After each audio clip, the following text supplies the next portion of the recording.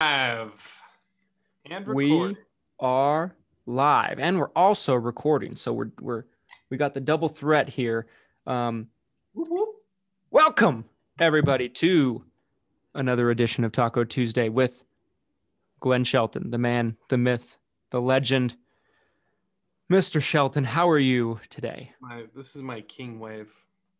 Hello, welcome. Taco Tuesday, January 12th, 2021. I'm super excited, you guys. We are live here. I've got some great tacos. I don't know what Christian has because we have yet to do our reveal, but that's as is tradition.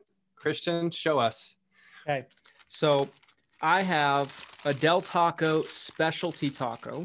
Oh, you're such a Del Taco. I feel like you like Del Taco more than Taco Bell. Oh, that's a tough one. That's a tough one. Oh, I knew it. Taco Bell's got that breakfast though. One of these days I'm going to show up with breakfast. Taco Bell breakfast. Have you ever gotten breakfast from Taco Bell? I'll be completely honest with you. There was a span for like about a year that I got it every single day, like every morning, like for like a year straight. I just could not stop. No. Yes. Are you serious? I've never had it. I've never had Taco Bell for breakfast. Anybody watching this, has anyone else had Taco Bell for breakfast before? I'm in shock right now.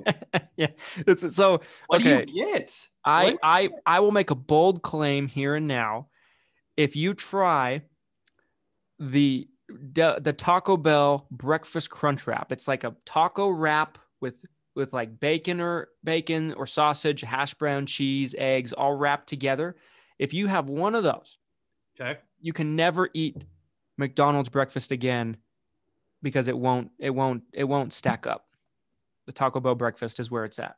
Now I feel like I need like a side-by-side. And I'm a McDonald's, that's the classic for me. I can't not get a McMuffin, an egg and cheese McMuffin. You know, that's interesting. I'm going to have to, now I really want to try it. That's crazy. Ollie's got my back. Ollie said it's good. That's one person though. I want to see more. I need to see a larger swath of people. Nothing against him. I think Taco Bell breakfast is, I don't know. This is just, I wasn't expecting this. I'm so thrown off guard today. Taco Tuesday. You know, it's like the silent majority kind of thing. You know, it's Taco Bell breakfast. The real breakfast eaters and consumers understand the greatness of Taco Bell coming. So anyway. Matt says yes, he can vouch for the crunch wrap. The breakfast crunch wrap though, Matt? Breakfast crunch wrap. Breakfast crunch wrap? Fantastic. Wow. If you leave there is a silent majority. If you put like a paper towel on a desk or a table and leave a crunch wrap on it for like 2 or 3 hours, the paper towel will be soaked in grease. Oh, that's not, I don't think, this is why Taco Bell won't sponsor us, Christian, because you keep saying stuff like this. I have this beautiful, let's see if I can get a shot of this. Ooh, they are homemade Reet tacos, beans, beef, salsa, sour cream, cheese. That looks fantastic. Garnish here. And I'm so hungry. I was telling Christian before we went live today, you guys, I'm probably just going to be eating for majority of this hour today, while Christian rambles on about Medicare and insurance. So let's talk about it. Let's talk about it. Just real quickly before I get up into our topic today, I have fish and mango sauce taco. And it sounded like a good combination, so I was excited about it. And we'll see how it is. Oh, let's see it. I like mango. I'm a big mango fan. Mango's fish taco, good stuff. It actually is surprisingly good together. It's good. So mango, I love mango. Mango salsa, I love mango. But fish tacos are kind of hit or miss for me. Mm-hmm. They're either disgusting or delicious. Yeah, no in between. Mm-hmm. So, guys, before we went live on here, Glenn and I were, getting a little political. Yes, sir. We're going to talk about censorship. No, I'm just kidding. I'm just kidding. We're not talking about that. Just kidding. We're going to talk about, tell us who you voted for in the comments right now. And if it's the wrong person, your ass is out. No, I'm just kidding. I'm just kidding, guys. We welcome everybody in here. All are welcome. All the way to the left, to the right. You're welcome here. We want to talk about it. To the windows, to the wall, you know. Till the salsa drips I don't know if we should keep going with this line of conversation, but oh man. But anyway, guys, we thought it would be really interesting and really kind of insightful for anybody that's plugged into the Medicare business, which I hope a majority of you listening to this would be, to talk about what would Medicare look like if Biden administration lowered the eligibility age to 60, from 65 to 60. What would that do to the Medicare business? Would it be a positive thing? Would it be a negative thing? Glenn, I'd love to start out with kind of getting your take on it. What would your expectations be for something like that?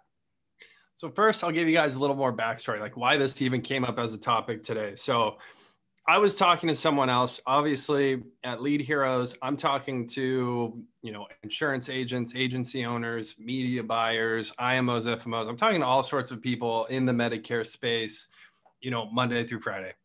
And yesterday, in one of my conversations that came up was someone who I'd love to have here on Taco Tuesday, which Christian and I both want to get back to having guests on. So stay tuned, you guys. Season 2 just kicked off. But we're excited to bring on more guests this year as we continue on through the year. But I'm talking to this individual yesterday, and he said that he was more or less willing to bet his business on the idea that Medicare's enrollment age will be lowered. And this was essentially the reasoning that this person gave me behind this, right? So one is the pandemic, right? So you have the pandemic that's happening. More people need health insurance than ever. I think we saw a huge year with ACA this last year because of that. You have a bunch of people who are trying to retire early. I think, and this was what got me, when this person said this to me, I was like, you're right. You have the seniors. So, in my head, a senior is really like 50 to 80, really, right? 55 to 80. What's the IHOP rate? Isn't it like 55 and up? Yeah, 55, IHOP. Exactly. You get a senior discount, you're a senior citizen, but that 55 to 65, that demographic, I think you have people who are trying to retire early who really don't have a healthcare option. And so you have, again, and I don't want this to get like political in the sense of like, who's right or wrong, or, who you voted for, nothing like that. But again, with kind of the changing of the administration, what I feel like we're most likely going to see is more healthcare changes happening.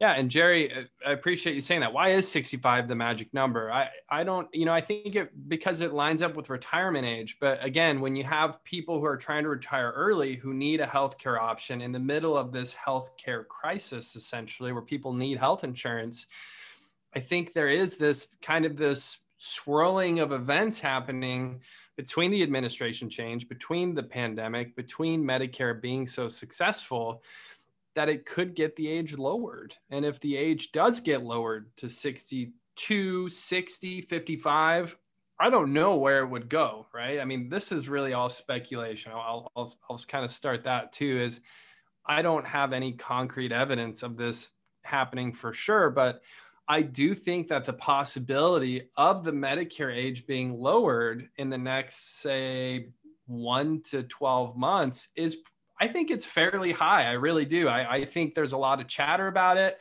I think you have the left, the really liberal folks who want like a Medicare for all. I don't think there is a wide agreement on that, but I think something like lowering the Medicare age would get a more bipartisan agreement from those in office and those in the constituents, the voters. So what I would expect, I think, was kind of your question there, Christian. I think it'd be a gold rush, you guys. I really do. I've been spinning my wheels on this for 24 hours now. And, my parents are in their early 60s. So, that's two people who aren't Medicare eligible, who overnight would become Medicare eligible. And I'm trying to figure out what the number would be. If we went down to 60, if tomorrow we all woke up and anyone from 60 to 65 could now get on Medicare, it's got to be like 20, 30 million people, I would guess. Maybe is Christian, are you fact checking? I am. I'm looking it up because I am curious myself.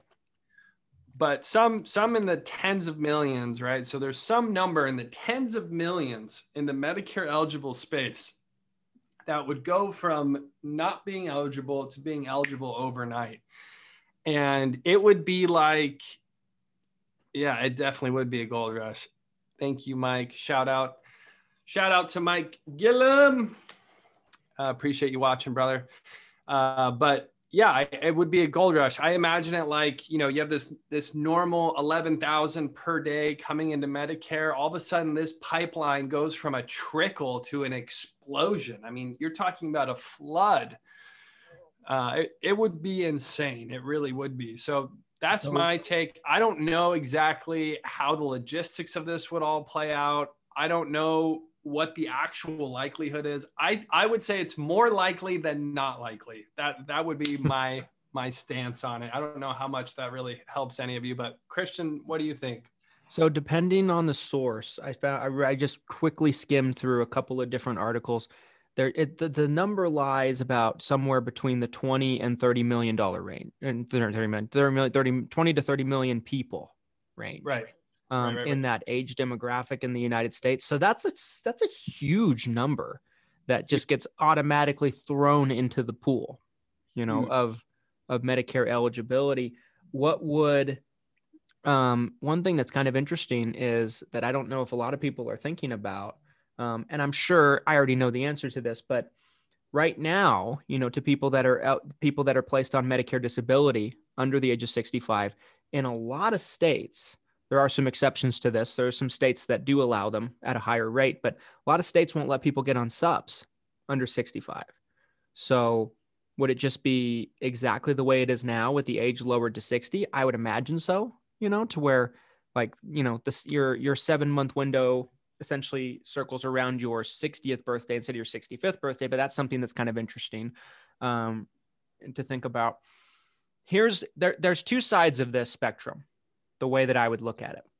And I will do my very best to kind of not get political here. I mean, and I really, politically wise, I don't really think one way or the other about it, to be honest with you. But I would say that obviously from an agent perspective in the short term, it'd be a humongous positive. It would be a great, great opportunity for us as agents and, Medicare business owners, because it'd be huge opportunity. Like when my dad was in the business, he had been in for about 7 or 8 years. And there was a version of Medicare Advantage in the 90s. A lot of people don't know that.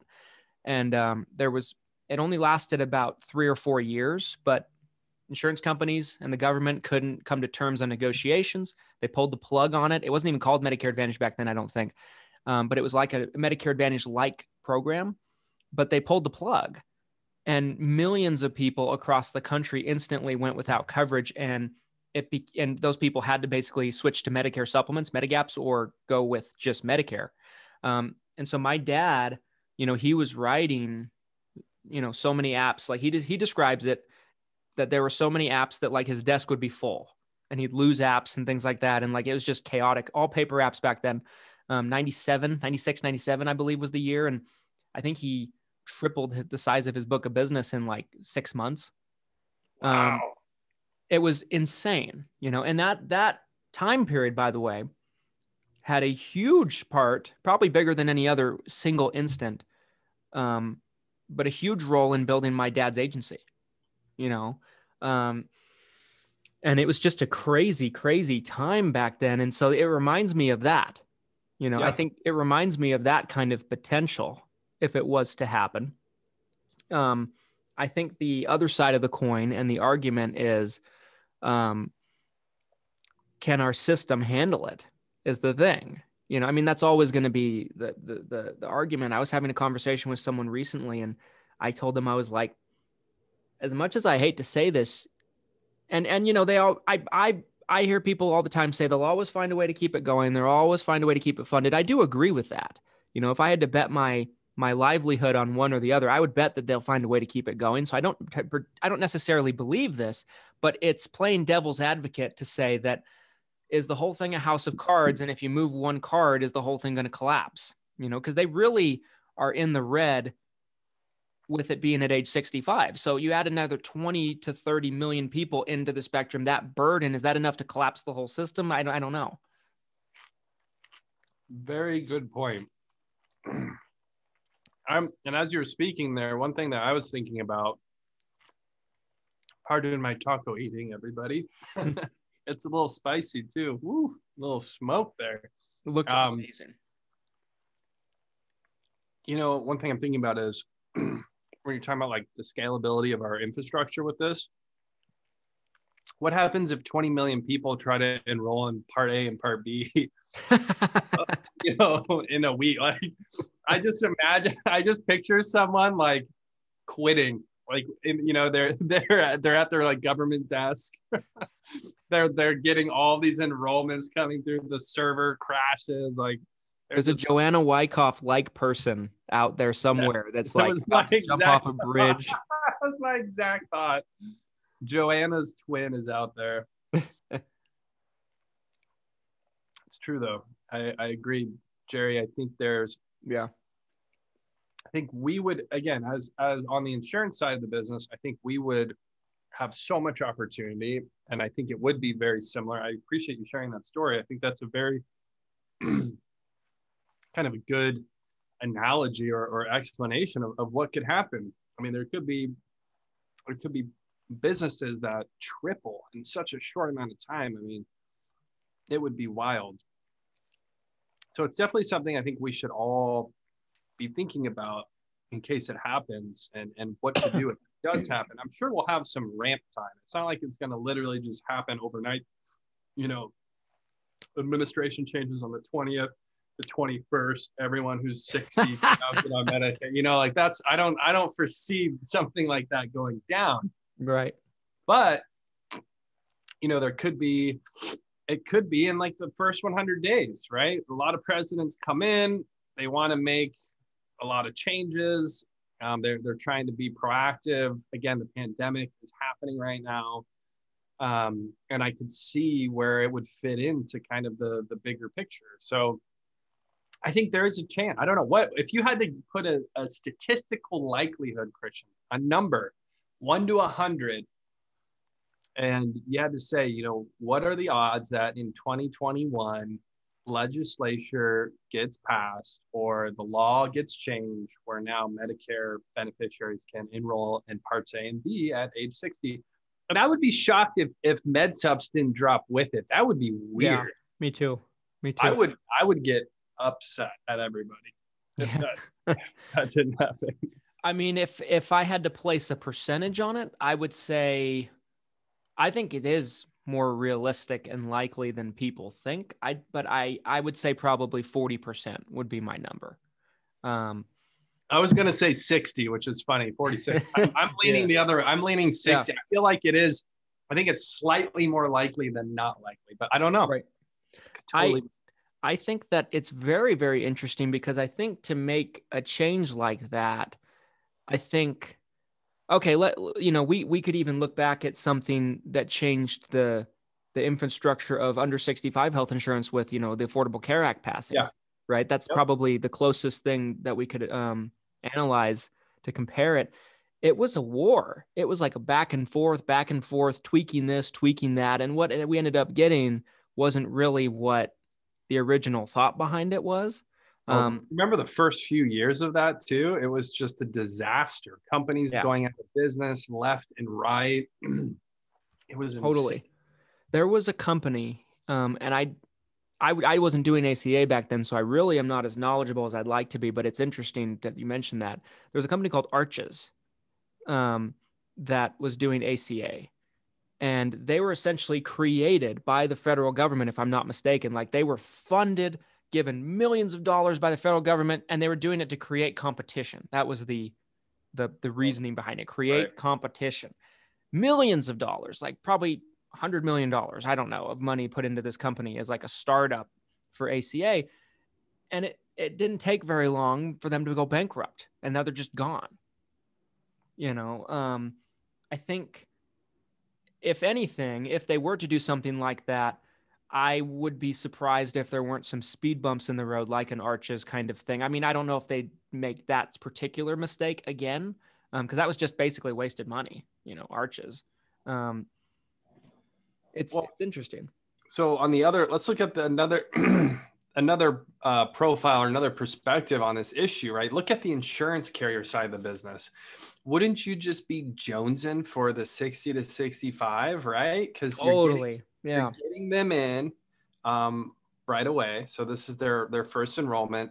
And then health-wise, it's the healthiest block in the whole Medicare age group. There's no doubt in my mind that if you look at 60 to 90, that 60 to 65's got to be the best, right? The best bang for your buck, where they're not going to the doctor, but they're paying their premiums. So I have a feeling, and again, we're talking about, the government, we're talking about lobbyists, we're talking about, what's going to be in the best for these insurance carriers, right?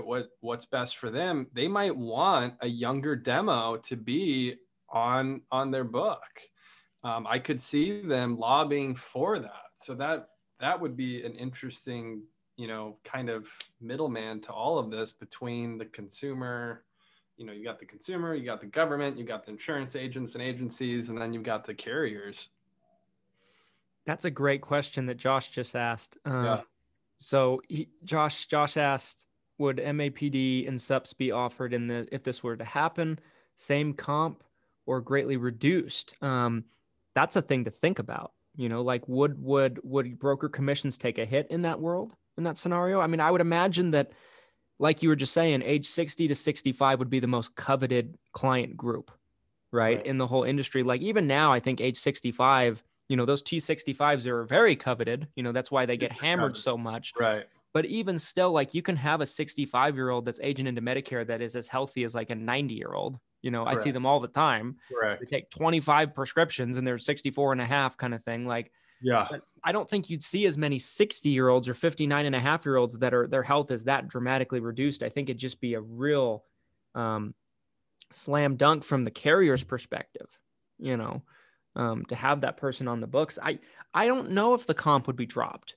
From the insurance company's perspective, I would imagine they would be more profitable than they were. Yeah. I think if anyone would be hemorrhaging money, it'd be our government.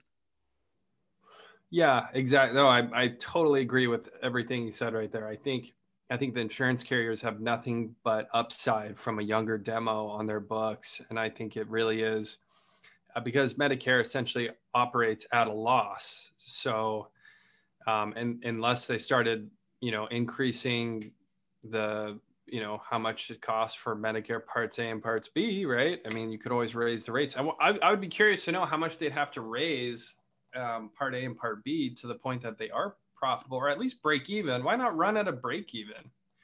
I mean, wonder what that cost would look like. So one thing that I wanted to mention about that I think is kind of interesting.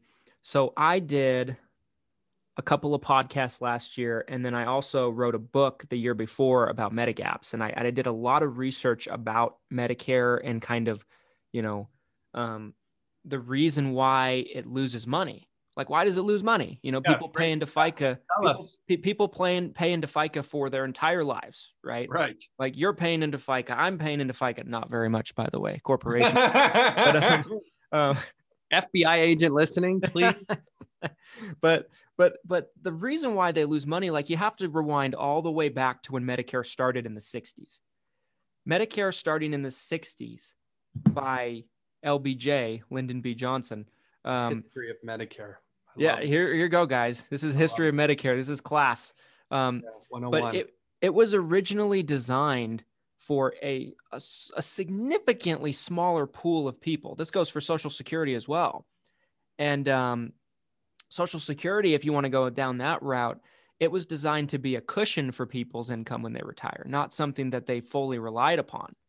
it's turned into something that people live paycheck to paycheck off Social Security. That's not what it was intended for, number one. Isn't that more of I feel like that's more of a perspective, I don't want to get off subject here, but I feel like that's almost more of a perspective thing, because there's so many seniors I know who are utilizing Social Security as a buffer, as just additional retirement income. It's not their sole, right? And you look at the amounts, like you'd have to be eating cat food. If you want to retire on Social Security, it's like cat food, you're paying your rent, and hopefully your car is paid off and you go to the store once a week. Like 100%. But that being said, I mean, I wonder if you guys have seen this with your own clients. There's a shocking amount of people that do live off Social Security, paycheck to paycheck. Like not everybody, but it's a tremendous percentage at the very least.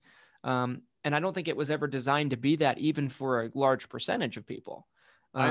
Final expense agents, roll call. Roll call. Where you at? I know you got some clients who live on $1,000 a month and they're just waiting for that check, baby. But Medicare was originally designed in a similar light, to where it was designed for, what would you say, 10% of the number of people that we have today, maybe less. They weren't thinking about 50, 60 years down the road, what it would look like, how big the system would get. Like, it'd be like a lawmaker today passing a bill and they're trying to take into consideration what it would look like in 2080. Like, you just can't picture that.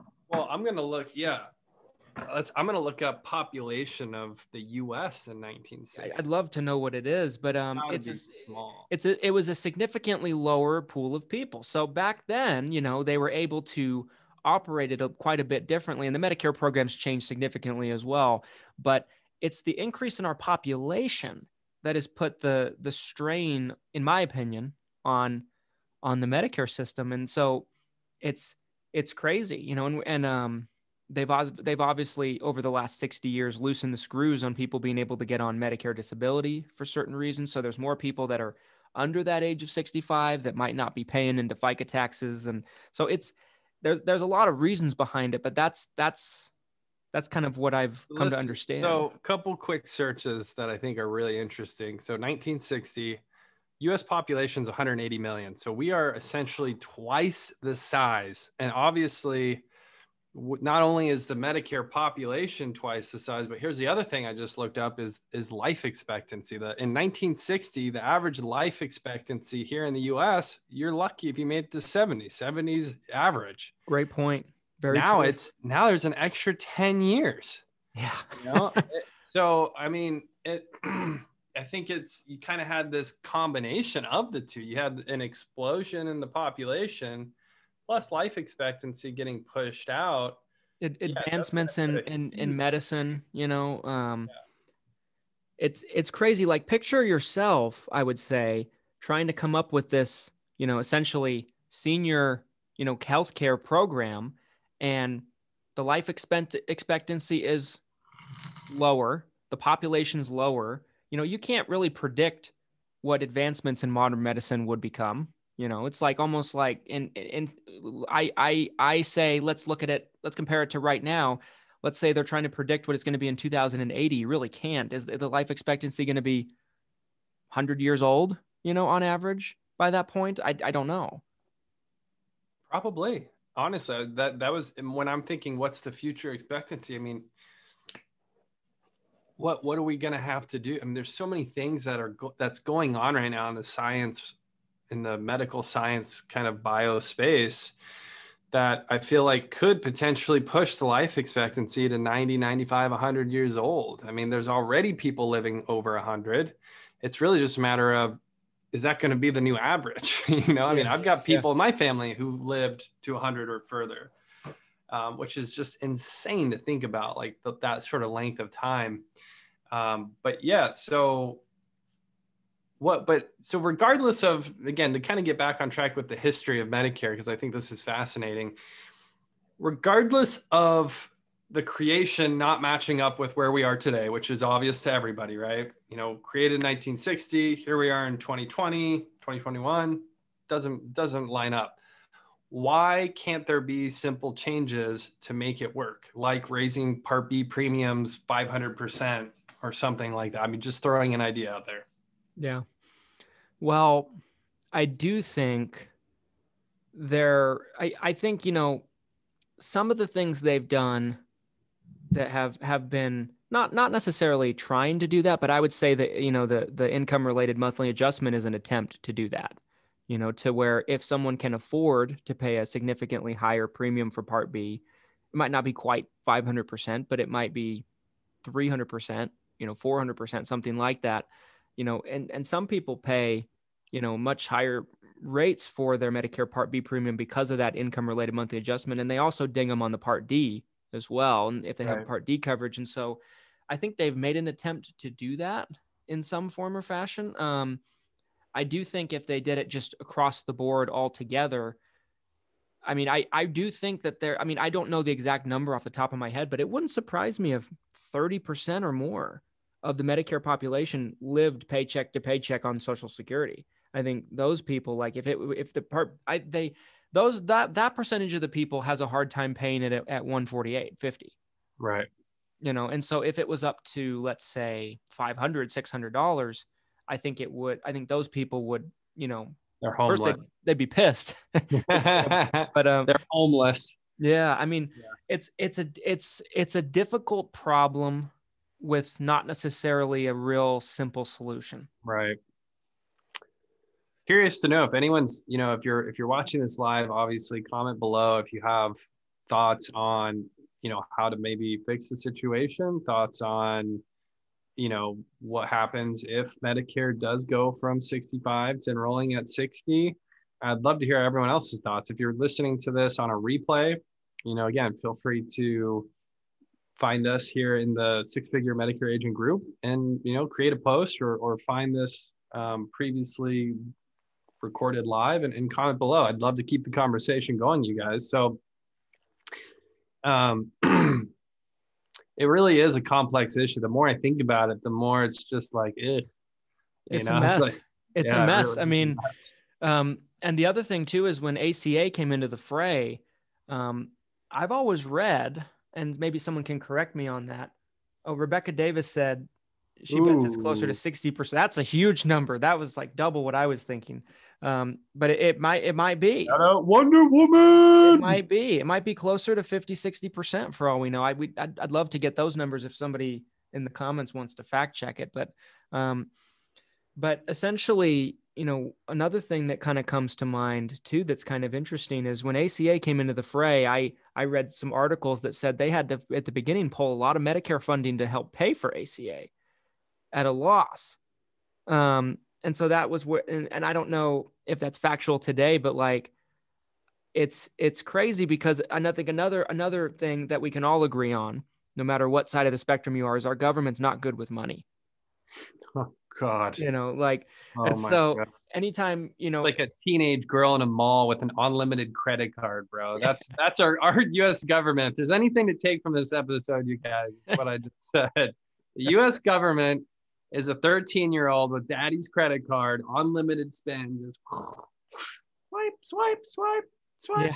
swiping it everywhere, you guys. It's not good. It's horrible, and it's one of those. It's one of those. The thumbnail for this one should be you going swipe and a big like credit card like on the screen. Here we go. Here's the thumbnail. I'm giving you guys the thumbnail right here. That's going to be the thumbnail. I'm not even joking right now. Plastic, please. Charge it. But it's true. It's almost like thinking about, okay, let's say there's a 21-year-old kid, he just got out of college, and maybe he's still in college or he's living with his parents, something like that. His parents come to him and they say, little Johnny, you need to put together a budget. But Johnny's awful with money. It's not going to go very well. Johnny's going to spend all of his, clothes budget or whatever on going to the club or whatever Johnny does, and our U.S. government's the same way. You put together a budget for Medicare. Where does that money go? It goes towards all this other crap. It's like, so here's something that, again, I'm kind of thinking, what's a possible solution here? I'm a huge believer in preventative medicine. I think, and I don't think this is like I don't think it's my opinion. I think this is more or less fact, if I'm being frank or blunt here, is, for every dollar spent in preventative care could be hundreds of dollars saved in consultative care down the road of someone who got sick. Obviously, we're not at a point where it's perfect science, where we can prevent everything from happening. But that being said, something like cancer, for example, where we don't have a cure, the earlier you catch it, the less lethal it could potentially be, and the better chance you have of actually cutting it off. So if there is anywhere to really, I think, increase the spend to try to lower the spend, right? Where are we going to invest the money? I think it's preventative medicine. And this kind of goes, again, back to lowering the age. If we take 60-year-olds, we put them on Medicare, and then we start investing more and more in preventative medicine, my hope would be that we could actually start spending less money on the actual healthcare side when it comes to stuff like surgeries, medication, consultation visits, all of these things that really increase the spend. I think that that's a great point, and I agree with you 100%. I think it's vital, especially for people on Medicare, to get their preventative checks in. I think it would help if Medicare A and B would pay for a damn physical after your first 12 months. Like their wellness check isn't going to cut it. It's not going to check enough. You wouldn't believe the number of people that, will enroll here in our office that sign up for SUPs. Will specifically kind of pound it into their head, be like, just so you know, Medicare has a little bit of weird limitations on your preventative visits. And this is kind of what it looks like. And then 13, 14 months later, they'll call our office and they'll be like, I went in for a physical. I got all this blood work done. I was like, well, was there something wrong with you? No. Well, Medicare didn't deem it medically necessary. Now you get stuck with a $600 bill. That discourages people from getting their preventative checks. Look at dental care. Dental care is structured. I feel like the dental care has a really good structure in place, right? It focuses on preventative. You have certain things that you're allowed to do within a time window, right? You get your x-rays done every 6 months or every 12 months. You're getting a cleaning every 6 months. Like, why would we only do that with our teeth? Like, why wouldn't we do that with our physical health for our body? It makes no sense to me that we would limit the sort of preventative care. And again, like I said, it's proven that we could actually reduce these costs down the road. So yeah, I agree. I'm running. I guess I'm running for president. I don't know what else to say on this. I guess that's really it, you guys. Shelton 2024. Shelton Brindle 2024. Shelton Brindle 2024. Kanye can be your VP. Oh, there we go. Shelton West 2024. Shelton West 2024. Him and Kim are getting divorced, bro. He can't run now. What do you say? Is that official? Is that like actually happening? That's what I read. I don't know. Oh, man, I thought I didn't look into it too carefully. I thought it was just a rumor, but that's big news. Maybe next Taco Tuesday is only Kanye and Kim. Kanye Kim. We're just doing Kanye and Kim because it's so big. I don't know. Rebecca says government states. I'm assuming she looked it up when you were talking about how many people would need extra help. She said it was 35%. So yes, paycheck to paycheck is high. So does that mean 35? Are we extrapolating from that data? If it's 35% qualify for extra help, then even more than 30. It's more than 35 for sure. I think it'd have to be because you can live paycheck to paycheck on your Social Security and not qualify for extra help. Right. So it's got to be more. So it's got to be closer to probably at least 50%, maybe 60%. I think Rebecca probably nailed it right on the head there. It's probably at least half. It really is. It's probably at least half. Which, that speaks to a bigger problem. I think we're getting into all of the country's problems in this episode, but I think that comes down to a problem where, there's not enough financial education in our country. People just don't know how to prepare themselves for retirement. And that's a much bigger problem for another podcast episode. But, if half of our seniors are living paycheck to paycheck and they're basically being spoon fed by their Social Security checks by the government, that's scary to me. That's terrifying. Yeah, And you're 100% right. Education is a big part of it, but we really should have an episode where we talk more about retirement because it's so interwoven with Medicare, with life insurance, with final expense. I think there's a bigger picture where, going through what retirement looks like. What do you want your income to be? What's your lifestyle going to be? Do you have assets? Do you have savings? Do you have a house? Is your house paid off? Like there's all these different kind of pieces that a senior has to play with. And I mentioned earlier, my parents are in their 60s. They're kind of coming up on this retirement age. And it's, at my age, I'm in my 30s. It's interesting to see it firsthand with my family. And again, realizing that they're just one of hundreds of thousands, millions of seniors who are having to do this same exact kind of guessing game, right? Like, do I have enough money saved? Do I have enough assets? Is Social Security going to be enough in conjunction with these things to maintain my lifestyle? So I would love to have a more in-depth retirement episode. I think that would be awesome. Agreed. Mike said we should have Ron Ray on for that. I agree. Ron, if you see this, let's do it. Let's make it happen. Mike, tag Ron. Yeah. Let's go. Big admirer. But yeah, guys, I mean, it's such a crazy, complex issue with so many different working parts in terms of what causes it. But yeah, I mean, I was listening to a Patrick Bet-David video the other day when I was at the gym, and I'm a big fan, Patrick Bet-David. A lot of people hate him in our industry because of his business model and people helping people.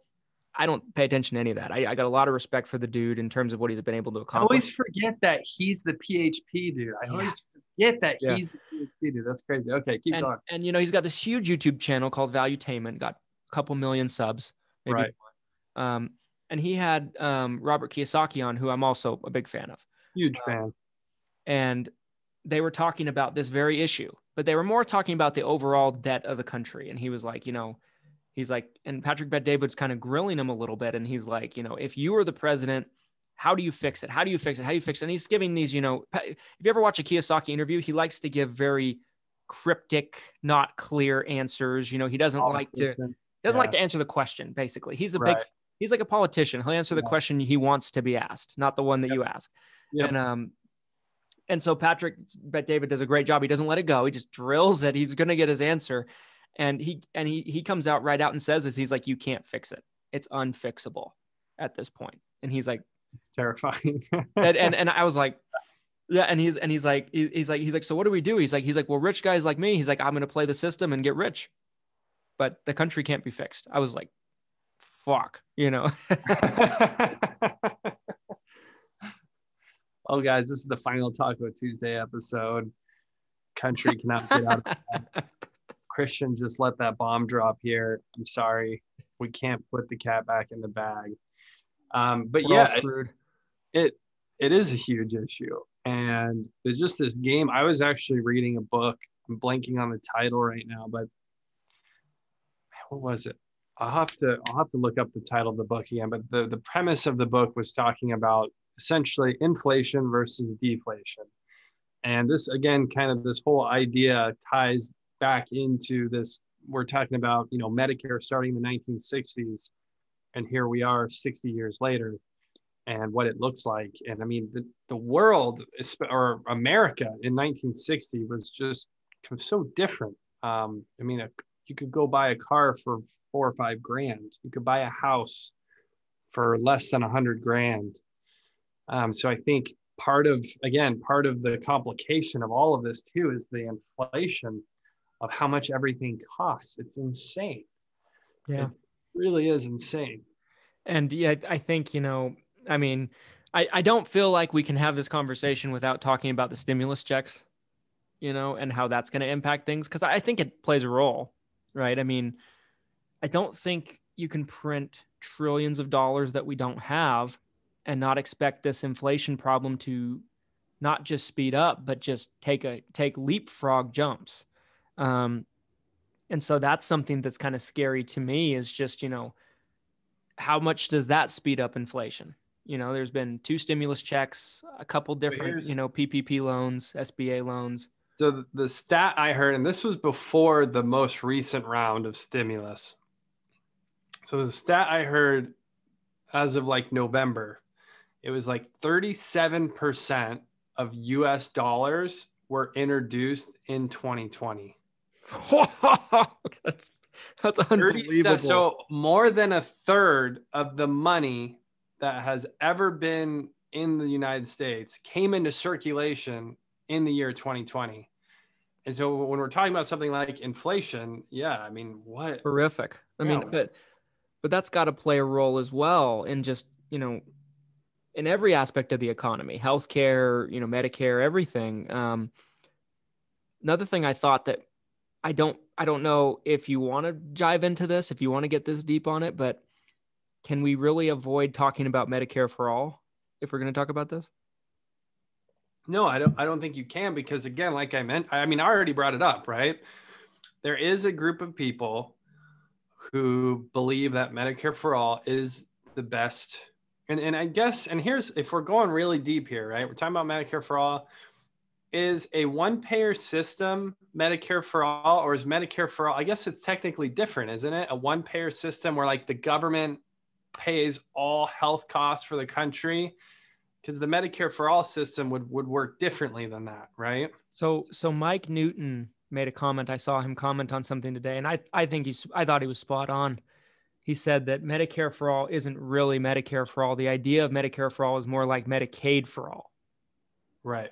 Which I'm just like, I don't think you can explain it any better than that. Like every idea I've ever seen of actual, for a term of Medicare for all as nothing what Medicare is now. It's a single payer system. And yeah. Rebecca said socialized healthcare. Yeah. I mean, that's essentially what it is. They just call it Medicare for all because it's cute, it's catchy. I am not a proponent of it, right? I mean, how could I be? I'd be in a box out on the street out there, would it though? Because I've heard, selfishly.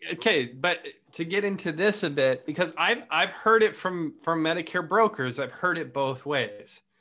And this was something that kept me out of the Medicare industry when I first got my license almost 10 years ago, was this idea that Medicare could go to a Medicare for all, or Medicare could go into a one-payer system where the government pays for all health, and then there is no more health insurance, essentially.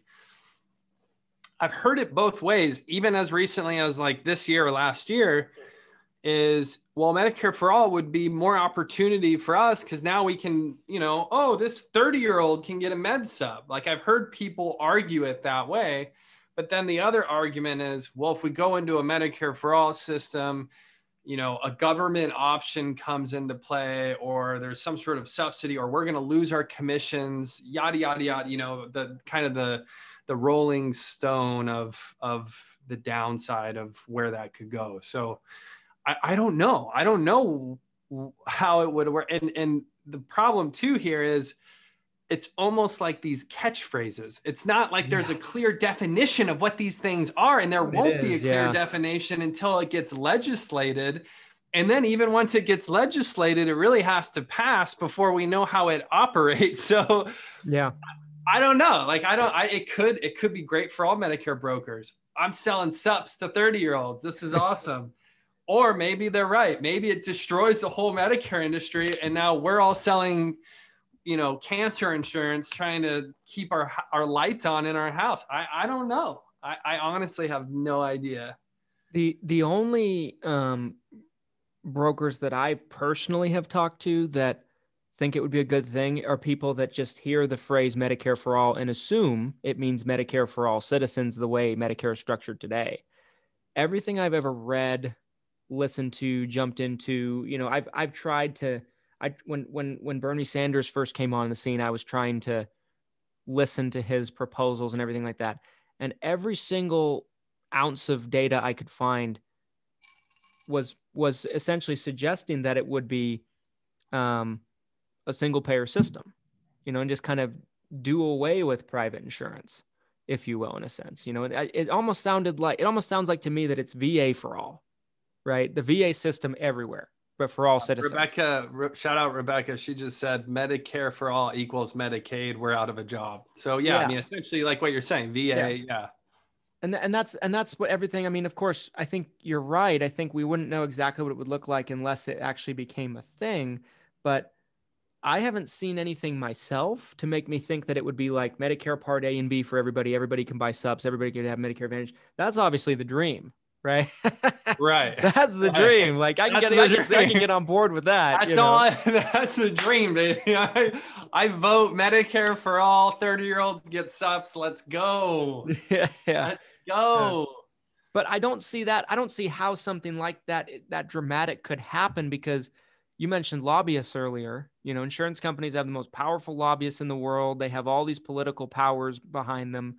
Not just insurance companies, but hospital chains, because they would essentially be gone. And wouldn't you say the most powerful entities are the ones that are being vertically integrated, like Kaiser Permanente? Don't you think that's the future, right? Yeah, probably. The insurance company is the hospital, is the local doctor, is the pharmacy. It's all just one vertically integrated company like Kaiser Permanente, and we're seeing more and more of that too.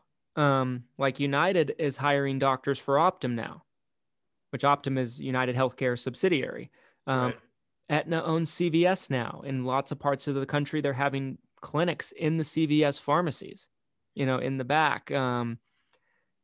And, you have there's a local company here in Utah I've mentioned on the show before called Select Health. They're owned by the biggest hospital chain we have in Utah, Intermountain Healthcare. They're the same company. I mean, I think we're seeing more and more of that. So here's a question for you: is do you believe that the insurance carriers will get what they want? Yes or no? Just at the end of the day, like at the bottom end of the day, when we're talking about what the future of Medicare looks like, what the future of health insurance looks like here in the United States, true or false, yes or no, will the insurance carriers get what they want no matter what? I believe they will. Yeah, that's my same opinion. I think it has less to do with the constituents, less to do with the politicians, and it all comes down to the money, the lobbyists, and I think the insurance carriers are the ones who get to decide what the future is. So, and that's why, looking at it from the insurance carriers' perspective, I think lowering the Medicare age to 60 is I can only imagine. Could you imagine being like an exec at Aetna and that comes through? You'd be like, let's go to the yacht. At the yacht, bro. We're going on the yacht next week. Party. We just made $10 billion overnight. Let's go. Market capitalization. All of a sudden, United Healthcare has a higher market cap than Apple. And oh, that would be. But again, looking at it from the insurance carrier's perspective, I think something like a Medicaid for all hurts them. That's a bad thing for them. So because of that, I don't see that happening. I really don't see that happening. Even if we got to the point where 70%, and I mean, if we talk about the VA, you mentioned the VA, I think we can all I'm not a veteran, so I don't want to speak for veterans, but the stories I've heard, I would say the majority of the veterans that I've spoken to, both young and old, about their healthcare, I would say the majority of them would be willing to go on the record and say that it's bullshit, that it's absolute horrendous. Yeah. They're waiting, where they have to go to get care. I mean, you name it. I've heard so many horror stories about the VA. As have I.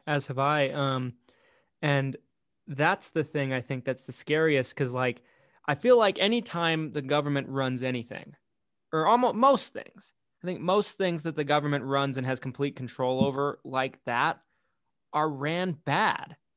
Like the DMV. Most DMVs are a nightmare to deal with. No one likes to go to the DMV. There's one good DMV I've been to. It's in Utah, but every other DMV I've ever had to go to, just horrific, long waits, unorganized, understaffed, inefficient. Social Security is a good example of that too. That's what I picture. I picture the VA system. I picture the post office. I picture, the DMV. You take your pick. Anything that's kind of controlled and ran by the government is probably going to be slow, inefficient, and a pain in the ass to deal with. So again, not to get too political here, but when I've seen, I feel like I have to preface this like every thought. I'm like, don't want to step on any toes here, but when I've seen Biden get pressed on his healthcare, how he views healthcare, I've heard what his dream would be, or his Biden healthcare, whatever, would be to have a fully funded government option, where there is an option, which essentially we already have anyways in my mind, because Medicaid's available nationwide. Anybody, young or old for the most part, who can't, they don't have the income to get on health insurance, they can get on Medicaid. So my understanding is in his opinion, or what I feel like I've heard expressed, and I could be wrong, is that he thinks a fully funded government option would give more people coverage and create competition for the other carriers. What do you think about that? Have you heard anything about this type of healthcare coming into America? What do you think? Well, it's multi-layered for sure. I've heard a little bit about it. I would say... Wait a second. Michael says in Japan, they sell supplemental insurance at the post office. I need a link. I gotta see this. I believe you, because I love Japan. I think the Japanese are amazing. That is awesome. I really do want to see a link for that, but I'd love to see a link to that too, Mike, because if I can get a link to that, that's going to turn into an Everything Medicare podcast episode, like a 30-40 minute podcast episode. Go to Japan to get your cancer insurance. It's got to be talked about. The world needs to know. But anyway, so it's interesting. I would say if it's a public option, I feel like a majority of people. Okay, let's go with the assumption that 50 to 60% of people that are on Medicare or on retirement age live paycheck to paycheck. Let's go with that assumption. I'd say that percentage of people is going to take the public option, right? Like without a question, because they don't have to pay for it. Right. And so I think that if you're looking at it from an agent perspective, that's a bad thing for us, because it eliminates probably half of our clients, who aren't going to find the need to pay for private insurance. And also what happens to Medicare at that point? Is Medicare become optional? Can you opt out of Medicare with no penalties and just take the public option? Like, what would that look like? I have no idea. There's a lot of different layers to that are yet to be determined if something like that ever transpired. Have you heard, is that more or less the concept behind what Biden has talked about, though? Having a fully funded public option like that? I've heard him mention it, but when I've actually heard about like what's actually realistic of what could happen, I've more heard along the lines of it being lowered to 60, the Medicare age being lowered to 60 kind of thing. That's what I hear whispers about and chirps and things like that more than anything else. That could be his ultimate vision or something like that, or his dream, but he might feel like it's maybe unrealistic, and the Medicare age being lowered to 60 is maybe a nice a nice alternative, so maybe a realistic. Yeah. I think it's a classic deal making move. In my head, I think I'm going to flash something liberal, pull the left in, and then try to settle something less liberal to pull the right in. Yeah. Meet in the middle. My skepticism though is the ACA. This was essentially what Obama promised. Yeah. Obama promised the ACA was going to create competition. And in a lot of ways it didn't. In a lot of ways it ruined competition and created less options because of the legislature, the rules behind it. And some places actually saw less options. Quite a few places too. Like, there were so many big name carriers that did not want no part of ACA for a long time. Yep. And some of them are back in now, and I think it's starting to get better, but it was a real problem, like, and if we just talk about ACA, like we can talk about my state just as an example in Utah, that company I told you about that the hospital systems own them, Select Health, they have 80% plus of the ACA market share in Utah. It's some absolutely humongous number. And that comes because there was a while there where all the current options we have on the marketplace weren't options. It was really just those guys and like one company here, one company there, like that, but it was really them or bust. Right. And yeah, I mean, it was interesting because what they tell us it will look like probably won't be what it ends up looking like. No. Isn't that more or less Canada's option? Like, isn't the way Canada works? And again, I'm not the expert on Canadian healthcare. I guess I'll preface this comment with that statement because I'm definitely not, although I did date a Canadian for a period of time. So maybe I am slightly qualified. And she and her family, because they were all Canadians, they couldn't speak. I was much younger at the time, but they couldn't speak highly enough about the healthcare in Canada. They thought it was incredible, which at the time, my understanding as like a teenager was that socialized medicine is horrible. So to hear someone firsthand say something different kind of jarred my mind. Right. I'm under the my understanding is now that they have a public option that's free, or you can pay a premium for other healthcare. Maybe I'm totally wrong. Maybe everything is free and socialized there, but I think it would be, I think it would essentially be the ACA part 2 if we went this direction. With a public option. I think we all agree that there should be a safety net like Medicaid for people who can't afford anything. Like we got to help these people out. We have the ability to have some sort of safety net, even if it's really small. But the flip side of it is we can't help out half the country.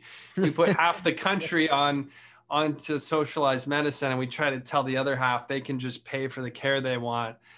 I think the sort of you're messing with the system at such a large scale that I think the whole thing's, you have no idea how that'll kind of shake out. Like it, most likely, I think you'll damage a lot of these premium healthcare options that people love today.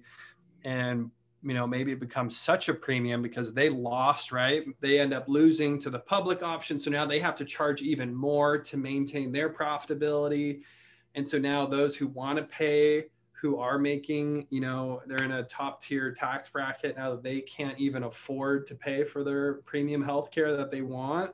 And so now you've created this vacuum where there would probably be a huge amount of people in my head that wouldn't qualify for the public option. And then they also can't afford the premium option that they were paying for before. Yeah. And it would just probably create this massive vacuum for a big part of the population.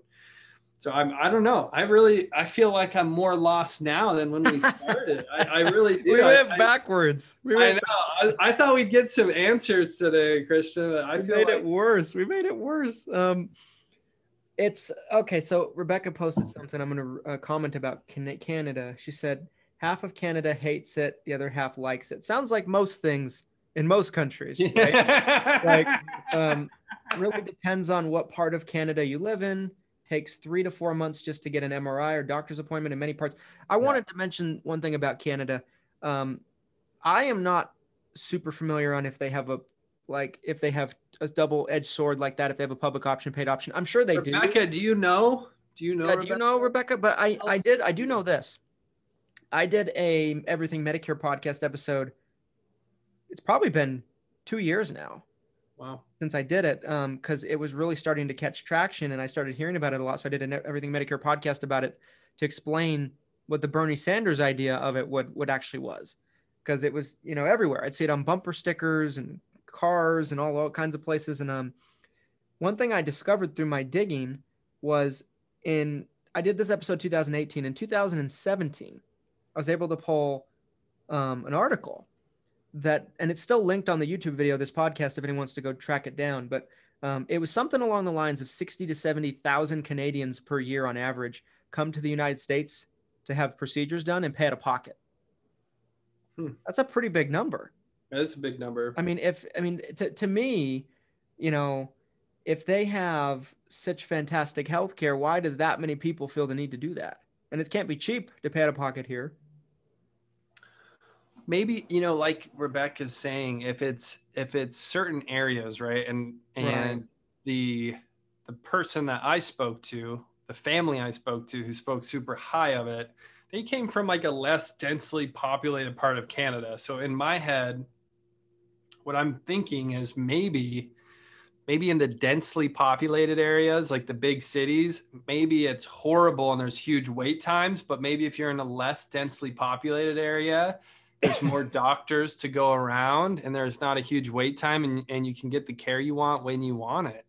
Maybe it's really that simple. I don't know. I'm really totally guessing here. It could be a situation where, like, if you live in Los Angeles, it's probably going to be tremendously overcrowded. You probably have to wait 6 months to see somebody. But if you live in like the middle of nowhere and there's like 2 people in the town, then you probably can just walk right in and get seen. Maybe it's as simple as that, like you said.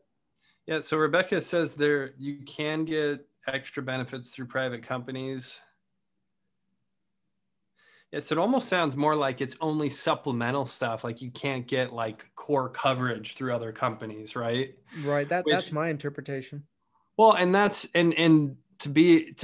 we're talking about this, Mike, shout out to Mike Gill. I don't know if you're still watching, but Mike was saying when we were talking earlier about, what happens if we were to go to a Medicare for all, to a one-payer system. Mike was like, that's why you got to know life and annuities.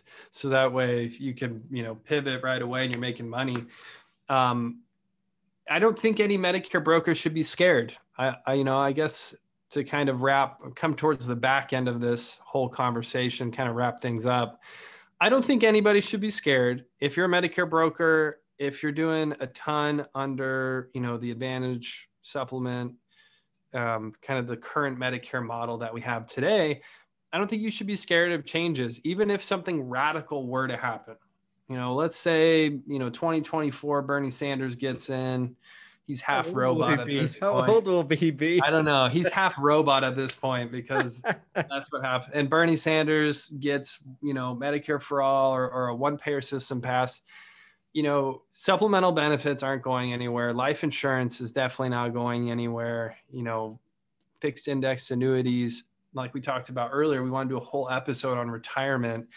Your license can help you handle that. So I think there's so much opportunity with your insurance license that even if something insane were to happen, there's no reason you can't pivot and continue to make great money. Yeah. That's my thought.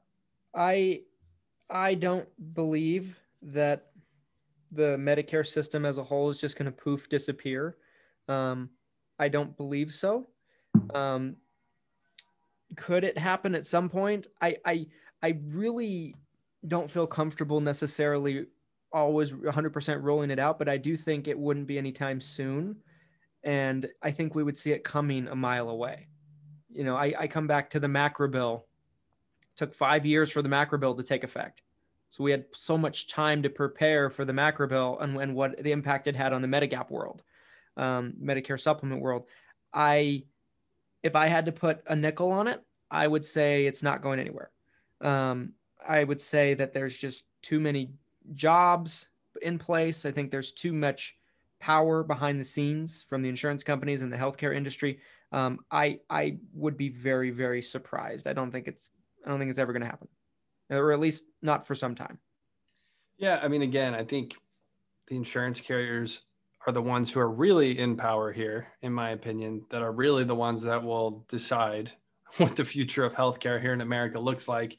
And I don't see how a Medicare for all or a one-payer system would benefit them. I don't know. It just doesn't make sense in my opinion. I mean, it'd be interesting to see legislature and an argument for it, but I don't see it coming to fruition anytime soon for sure.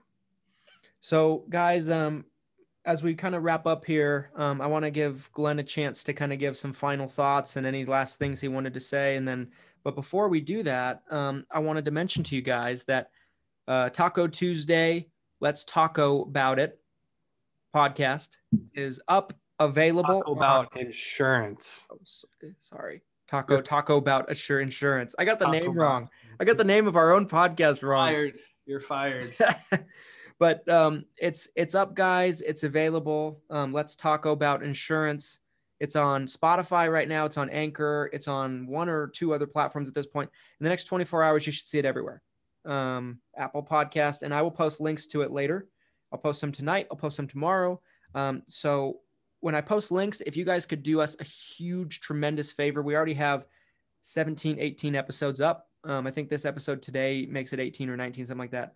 If you guys could do us a huge favor, go and leave us a review. If you've watched these Taco Tuesdays episodes, the last 6 months or so that we've been doing this, it would do us a huge benefit and to show your support and leave us a review on the platforms that allow it.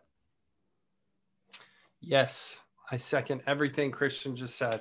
Leave us a review, 5 stars. I think we deserve 6. I don't think you can give us a 6-star review, but really excited about continuing the conversation, bringing in more experts this year, you guys, to have these conversations. Obviously, Christian and I know like 98% of everything, but there's still like this 2% that we need help with. So obviously an exaggeration, but really excited to have others on the show, on the podcast, and talking to them about these types of issues. So yeah, definitely check it out anywhere you can find a podcast in the next 24 hours. Like Christian said, Taco Tuesday, Let's Talk About Insurance will be the official title. So final thoughts for today's episode, and kind of coming back to what started that whole conversation, which was the Medicare age being lowered. I think there's 3 potential ages that it could be lowered to. If it does get lowered, I think it could go down to 62. I think it could go down to 60. And then I think it could go down to 55. I think 62, while it's possible, and you could even argue it's less of a jump because it's only 3 years. I feel like that 60, 59 and a half, isn't it? You can like start early withdrawal on a lot of your retirement funds at 59 and a half, right? Or you can do so without penalty. For Social Security? I don't know, Social Security, or is it like 401ks, SEP? I think it's that. I think it's the private, like if your own funds. Yeah. I think at 59 and a half, you can start taking distribution. So I think that 60 in my head, I think that 59 and a half to 60, I think it is a real possibility. Again, for the record, Christian said 40%, I said 60%. We'll see what actually happens. Maybe it doesn't get lowered at all. But I would say just be ready for any changes, whether it's the Medicare age being lowered or something more drastic. Just be ready for any of those potential changes, and get potentially the opportunity that comes with that. Christian mentioned with some changes in Medicare previously, his dad tripled the size of his book of business during those changes in a very short amount of time. That same type of opportunity could be available to all of us shortly, in the next few months, maybe in the next couple of years. I don't know. We'll have to see what happens. Obviously, there's variables to all of this, but so just be ready for any changes, and excited for more Taco Tuesdays, you guys. Well, the best is yet to come, guys, with Taco Tuesday. And thank you all for watching every single week, supporting us. And we'll have links shortly for the podcast versions of all the episodes we've done, including today's episode. So thanks so much, guys. What are your final thoughts on? Oh, my final thoughts. Medicare age being lowered. Final thoughts. Medicare age. You're right. I forgot about my final thoughts. I need to hear this. My final thoughts are probably this. I mean, the age of 62 is interesting to me because that's the youngest age people can draw Social Security. And I do think there's a lot of confusion with people on Medicare. I think that would simplify it because then they could draw Social Security at age 62. They could draw Medicare at age 62. That's interesting to me. Yeah. Although I haven't heard any whispers about that. I think if there's any age change, I would put my money on it being 60. I think 55 is just too much of a jump in terms of the burden it would put on the Medicare system. I think if it's 20 to 30 million people from ages 60 to 64, I imagine it would probably be 50, 60, 70 million people from age 55 to 64. I mean, I would imagine, without knowing the numbers. So I would imagine I would expect it to be age 60 if it were to happen. Although the age 62 is interesting to me because then it would go hand in hand with drawing Social Security, but I just don't see it happening as much. But I mean, for preparation, guys, be prepared for anything. One of my favorite books that I've ever read is Who Moved My Cheese? And it's such a great book because it's all about being adaptable and being able to be prepared in your business and being able to quickly make pivots so you can capitalize on opportunities and not being, frozen where you are, or stuck where you are, or so set in your ways. So just be prepared for anything and be ready for whatever happens. Keep a close eye and attention to whatever's going on. Maybe set Google alerts for the keyword Medicare. So that way you're notified so you can just know what's going on and just be ready. Love it. All right, guys. Taco Tuesday. We'll be back next Tuesday. 3 p.m. Pacific Standard, 6 Eastern. Adios. Have a good week, everybody.